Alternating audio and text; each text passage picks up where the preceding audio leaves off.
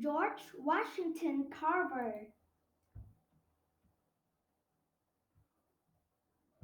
Born enslaved, George Washington Carver was born in Missouri in 1864 during the Civil War because his mother was an enslaved person. He and his older brother, Jim, were born into slavery. George's father, also an enslaved person, died before he was born. When the Civil War ended, George became free. However, he stayed living with the people who had enslaved him. Susan and Moses Carver. Susan taught George to read and write. More than anything, he liked to garden and explore the world outside.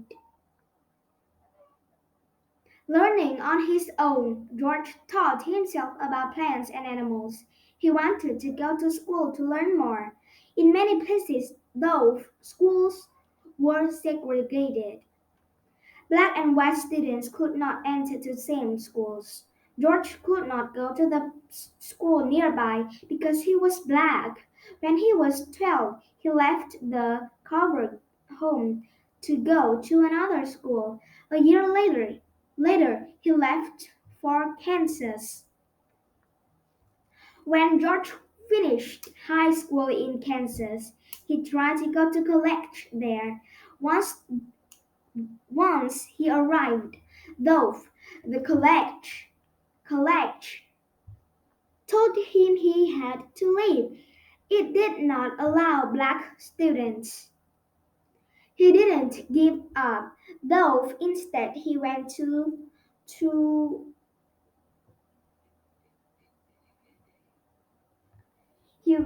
to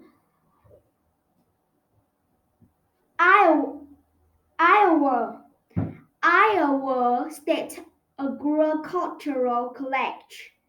There, Carver learned all about farming.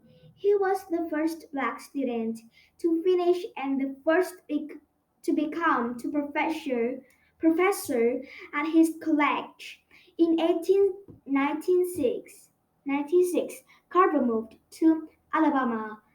He began teaching at the Tuskegee Institute, where he stayed for 47 years, making a difference.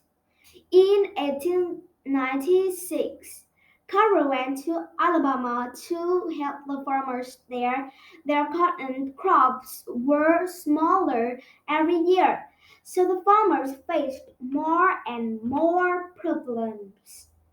Carver knew that growing the same crop again and again weren't at the soil. He taught the farmers to add dead leaves and plants to the soil to help it. He also taught them to plant sweet potatoes, peas, or peanuts. These crops put things back into the soil that plants need to grow well.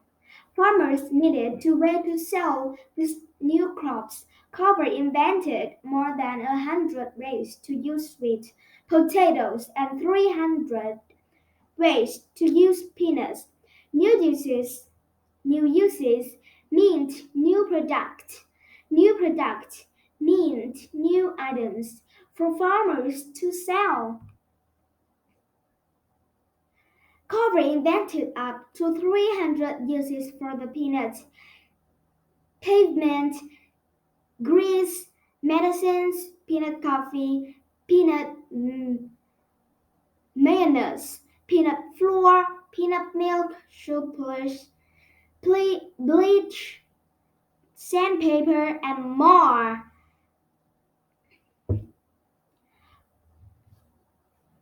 Contrary, contrary, contrary belief. contrary to popular belief. However, he did not create peanut fever. The Aztecs from central Mexico ate a paste made from peanuts more than 500 years ago. The Incas from Peru did the same even earlier. It wasn't as creamy as the tasty goo we eat today, though. Ideas are free. In 1921, Carver was asked to speak for 10 minutes before the US Congress, the country's lawmakers. Some of them didn't want him to speak because he was black. After his 10 minutes, however, they asked him to speak more. In the end, Congress spent to passed a law that helped U.S. peanut farmers.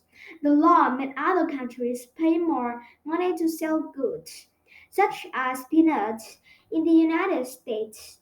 Carver became very famous, and crowds gathered to hear him speak. He could have made lots of money, but he thought helping people was more important. He believed ideas should be free and freely given. A lasting message. George Washington Carver died in 1943 at the age of 78.